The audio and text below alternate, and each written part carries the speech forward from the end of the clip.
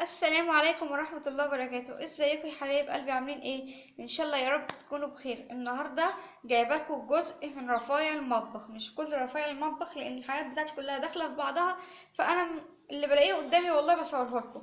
بس يا ريت تعملوا لايك للفيديو، ولو اول مرة تشوفوني انزلوا واعملوا اشتراك وفعلوا الجرس. في تحت الفيديو كده كلمة مكتوب عليها اشتراك، دوسوا عليها وهتلاقي جنبيها كده جرس، دوسوا عليه واعملوا للكل.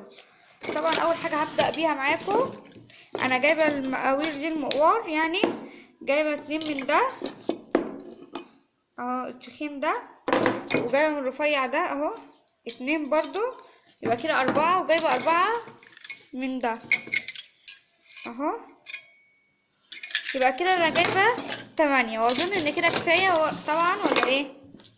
وجايبه البتاع اللي بيهرسوا بيها البطاطس دي اهي، شكلها اهو، دي جايباها ب15 جنيه. على فكره انا مش فاكره اسعار والله يا جماعه، عشان محدش يسالني على اسعار، لان انا مش فاكره اي اسعار خالص. جايبه المعالق الخشب دي كانت رخيصه، كانت ب15 او ب20.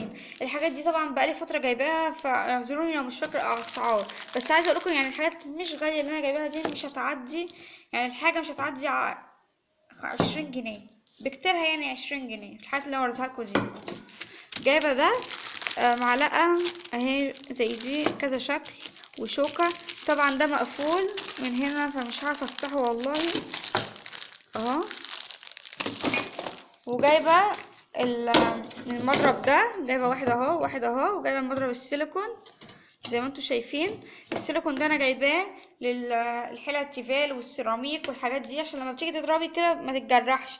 اول حاجه تتجرح، وتاني حاجه مضره على الصحه، يعني ما ينفعش لو استخدمت حاجه زي دي فيها هتتجرح مني، فلازم يبقى ايه عندنا سيليكون. وجايبه 2 اهو، واحد صغير وواحد كبير. ده طبعا يا حبيب قلبي طبق، شايفين شكله طبق اهوت. جايبه منه 3، طبعا دي مش كل الاطباق، بس انا ده صغير، يعني مثلا للسلطه، للمخلل، الحاجات دي.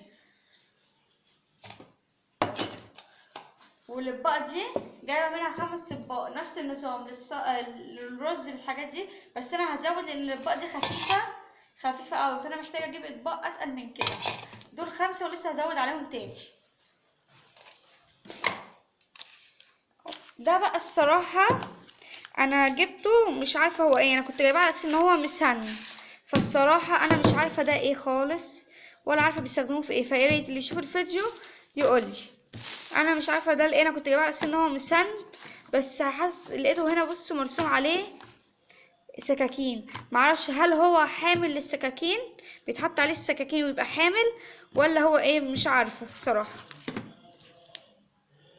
بس انا كنت جايباه على اساس ان هو مسن، بس هو شكله في الاخر حامل لان مرسوم عليه ان هو بيتحط عليه الحاجات دي. دلوقتي بقى هوريكم معايا، بصوا ده المضرب اللي هو بتاع النسكافيه، المضرب العادي. طبعا ده شكله طبعا ده بيشتغل بحجارة، فانا من لسه مجبتلوش الحجارة. دي ولاعة اهي، دي ولاعة.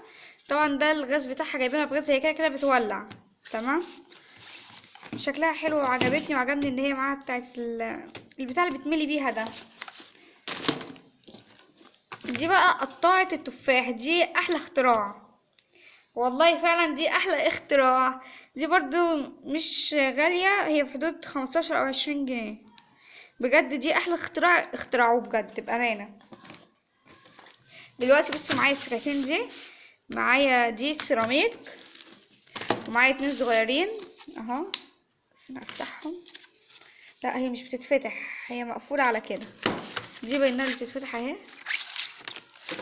اهي دي سكاكين سيراميك، شكلها بجد حلو قوي اهي، شكلها جميل جدا اهي. ودي اللي بيقشروا بيها السمك، بتاعت السمك دي. ومعايا برضو سكينة تانية اهي.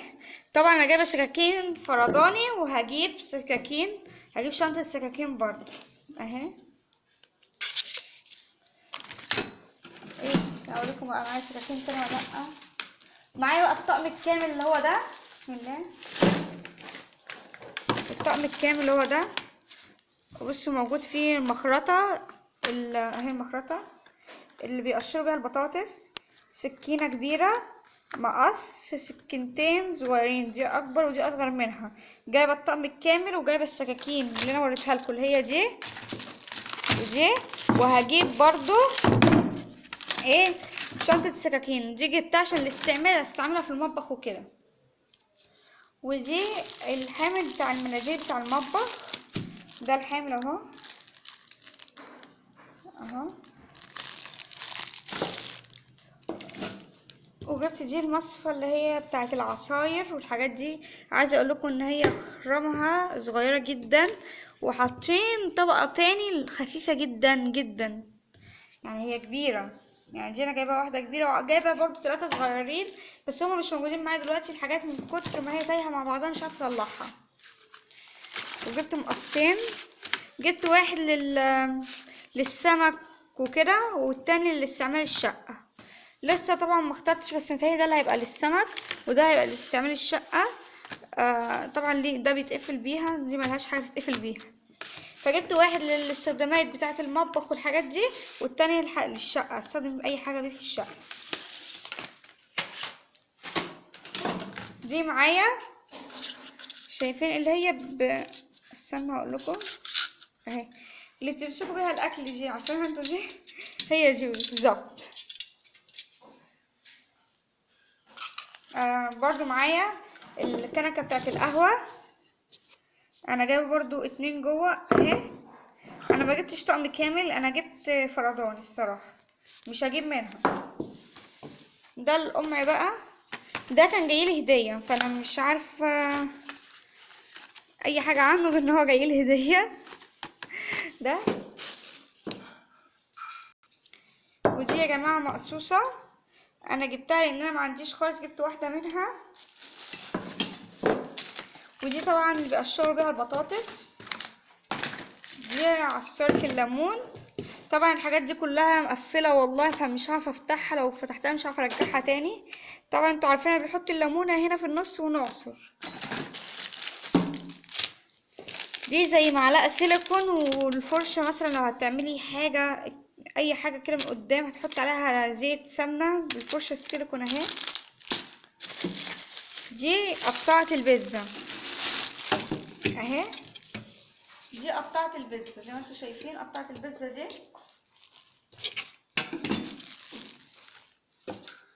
انا جايبه معالق، دول 12 معلقه.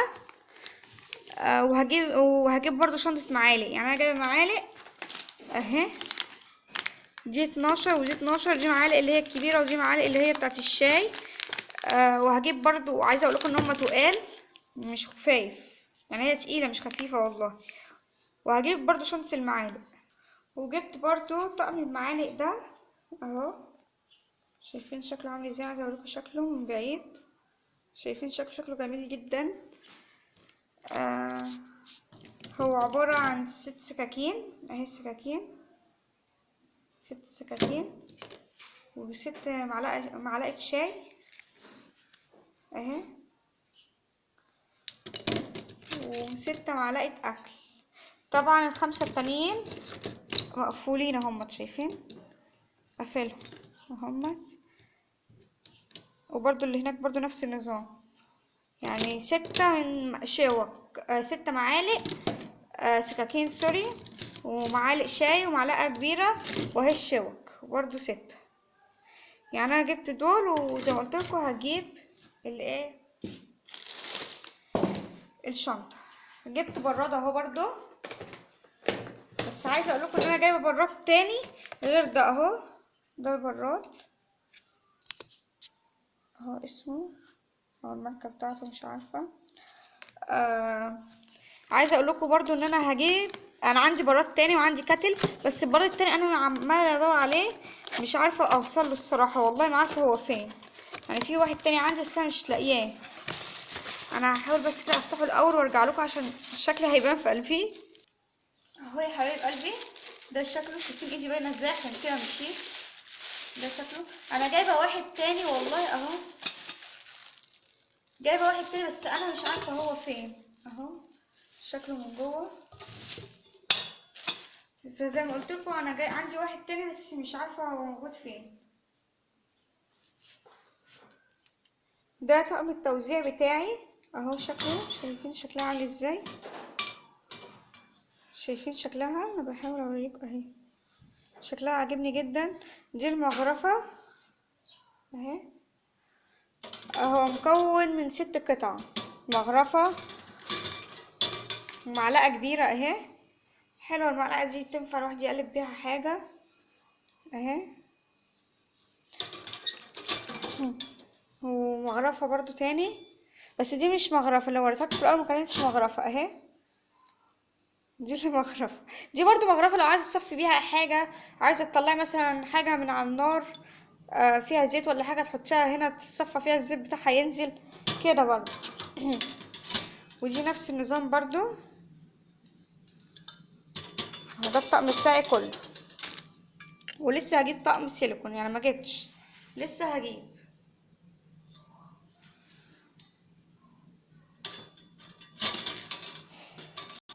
ده 3 كنكات الدهان. طبعا الدهان دي حاجته نظيفه جدا، يعني كل الناس بتتشكر فيها. دول 3، انا هوريكم واحده منها عشان مزنوقين جوه مش عارفه اطلعها اهي. دي اصغر واحده فيها، شايفين شكلها؟ طبعا انا مرضتش اجيب في تيفال طالع من الحاجات دي، بس انا حبيت الالومنيوم. بسم الله اهو، هوريها لكم برضو. دي التانية، دي اكبر منها شويه، ودي الكبيره خالص اهي، اهو حجمها اهو تمام. وده طبعا طقم لبانات برضو 3 لبانات، برضو الدهان اهو. انا بوريكم الماركه بتاعته. طبعا يا جماعه الدهان دي حاجته كويسه جدا والكل بيتشكر فيها. انا هفتحه وارجع لكم. طبعا دول 3 لبانات اهي. دي اكبر واحده، لا في اكبر اهي، كبيره خالص اهي. بسم الله.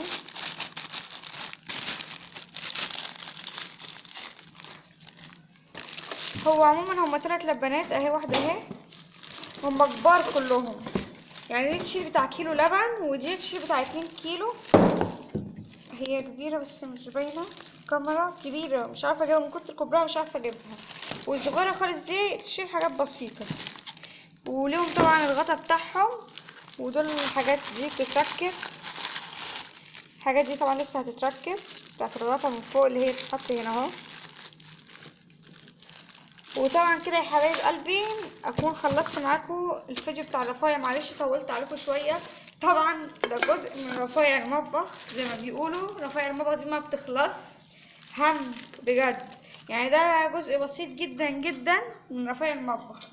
فيا ريت بعد اذنكم تعملوا لي لايك للفيديو عشان يوصل لكل الناس، ولو اول مره تشوفوني تنزلوا تعملوا اشتراك وتفعلوا الجرس. في كلمه كده مكتوب عليها اشتراك باللون الاحمر، دوسوا عليها هيبقى لونها رمادي، وهتلاقوا كده زي جرس، دوسوا عليه اعملوا الكل. اتمنى اكون قدرت افيدكم النهارده في الفيديو بتاع النهارده، وشكرا على وجودكم جدا، وباذن الله اشوفكم في حلقه جديده. باي.